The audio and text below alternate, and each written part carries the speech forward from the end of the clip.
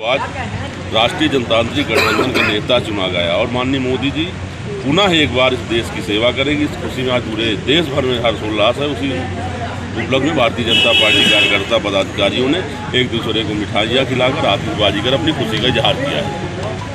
मिलीजुली सरकार बनी है। मिलीजुली नहीं है, एनडीए का स्पष्ट बहुमत है। भारत में आपको मालूम होगा 543 सदस्य लोकसभा में बहुमत के लिए 272 चाहिए और एनडीए को 293 सीट है। बहुमत से 20 सीट हम ज़्यादा, इसमें मिलीजुली कहाँ है।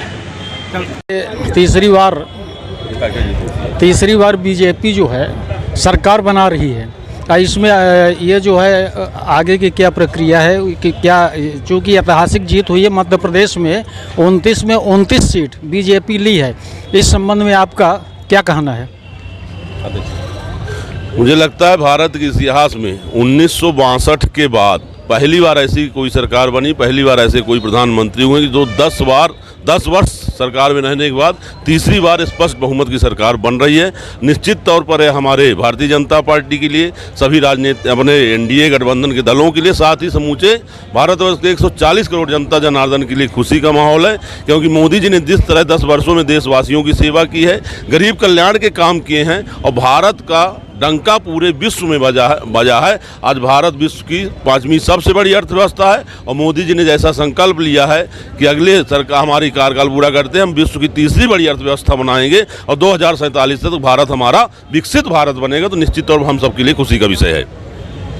एक सवाल और है, जहाँ इंदौर में ऐतिहासिक जीत हुई है, भारत के अंदर सर्वाधिक अगर ये देखा जाए लीडिंग, तो आपके जो है बीजेपी के जो सांसद निर्वाचित हुए हैं शंकर लालवानी जी, तो वहीं पे नोटा में 2.25 लाख वोट गया है। इसमें कहीं ना कहीं कोई न कोई, इस संबंध में क्या कहना आपका? निश्चित तौर पर हमारे प्रत्याशी शंकर लालवानी जी 11 लाख से ज़्यादा मतों से जीते हैं और जिस तरह देश के अंदर एक कांग्रेस पार्टी नकारात्मक वातावरण पैदा करने का काम कर रही है, देश विरोधी ताकतों के साथ मिलने का काम कर रही है और देश में एक नकारात्मक माहौल पैदा कर रही है, जिस तरह से कांग्रेस के नेताओं ने इंदौर के अंदर नोटा पे वोट डालने की अपील की है, निश्चित तौर पर यह निंदनीय है। इसकी मैं घोर निंदा करता हूँ। एक सवाल और है, चूँकि अपने भारतवर्ष में सबसे बड़ा राज्य यूपी है, यूपी से ही सरकार की जो है दिशा और दशा तय होती है, वहाँ बीजेपी का प्रदर्शन जो है खराब रहा है। आखिर कारण क्या हो सकता है? देखिए, प्रदर्शन हमारी पूर्ण बहुमत की एनडीए की सरकार बन रही है और हमेशा हर जगह सब कुछ हो जाएगा तो विपक्ष कहाँ रह जाएगा, इसलिए विपक्ष को भी थोड़ा बहुत मिला। तो खुशी का दिन है, खुशी मनाइए। भारतीय जनता पार्टी जिंदाबाद। विधायक जी, आप बम्पर जीत से चुनाव जीते थे विधानसभा का, और इस बार थोड़ा लोकसभा के चुनाव में अब माइनस गया है पिछले की अपेक्षा, जो वोट परसेंटेज का रेशियो है, क्या आपका मानना है? देखिए, रीवा लोकसभा से जनार्दन मिश्रा जी प्रचंड बहुमत से जो है लोकसभा पहुंच चुके हैं और जहां तक विधानसभा की बात आप कर रहे हैं तो वहां पर भी 30,000 प्लस का मत जो है उन्हें आशीर्वाद प्राप्त हुआ है, जिसमें हमारे सभी कार्यकर्ताओं ने और सभी जो भी पदाधिकारी हैं उन सभी ने कड़ी मशक्कत की और सांसद जी एक बार पुनः दिल्ली पहुंच चुके हैं। ये बहुत ही बड़े गौरव का विषय है। एक सवाल और है, बीजेपी के गवर्नमेंट तीसरी बार बन रही, एनडीए की सरकार बन रही है और तीसरी बार जो है जनार्दन मिश्रा जी जो है निर्वाचित होकर दिल्ली गए हैं। जेपी नड्डा जी की सभा हुई थी, उन्होंने कहा था कि आप मुझे सांसद दीजिए और मैं मंत्री बनाऊंगा। ये तो स्वाभाविक बात है कि तीसरी बार ये चुन करके गए हैं सांसद जी, और ये जो टिकट था एक प्रकार से सीधे तौर पर मोदी जी के चुनिंदा टिकट में से था और हम सभी लोग ये आशा लगाए बैठे हैं कि सांसद जी को केंद्रीय नेतृत्व जो है और केंद्रीय मंत्री पद प्राप्त होगा। नहीं प्राप्त होगा तो हम सभी जाएंगे वहाँ पर इस बात को रखने के लिए कि हम लोगों ने कड़ी मेहनत करके तीसरी बार नरेंद्र मोदी जी प्रधानमंत्री बने और हमारे यहाँ के जो सांसद जी हैं सम्मानित जनार्दन मिश्रा जी, वो भी तीसरी बार वहाँ पर पहुँचे हैं। तो हम लोगों के यहाँ विकास के लिए, रीवा के लिए और रीवा के अंचल के लिए हम लोग ये पूरा प्रयास करेंगे कि उनको केंद्रीय नेतृत्व के द्वारा मंत्री पद का दायित्व दिया जाए। एक खबर और चल रही है, संगठन में फेरबदल, डिप्टी सीएम राजेंद्र शुक्ल जी को जो है राष्ट्रीय अध्यक्ष बनाए जाने के संबंध में खबर चल रही है, क्या आपका मानना है? देखिए, ये तो संगठन का काम है। संगठन अपने तरीके से काम करता है। हम लोग भारतीय जनता पार्टी के कार्यकर्ता हैं। अपने अपने दायित्व का हम लोग निर्वहन समर्पित भाव से करते हैं। संगठन जिसका भी चुनाव करेगा वो बेहतर होगा।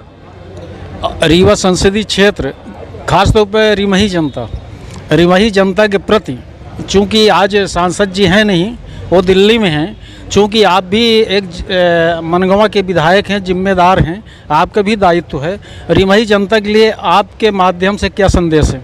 रिमही जनता के लिए ये संदेश है कि जिस प्रकार से उन्होंने अपना अभीष्ट मत और आशीर्वाद सांसद जी को दिया है, और हम लोग ये चाहेंगे कि पूरे भारतीय जनता पार्टी के सभी विधायक और सांसद जी के नेतृत्व में हम लोग रिमही जनता के हर सुख दुख में शामिल होंगे और उन्हें एक प्रकार से मुख्य धारा, जो विकास की मुख्य धारा है, वहाँ पर जोड़ने का काम अथक भाव से, समर्पित भाव से करेंगे।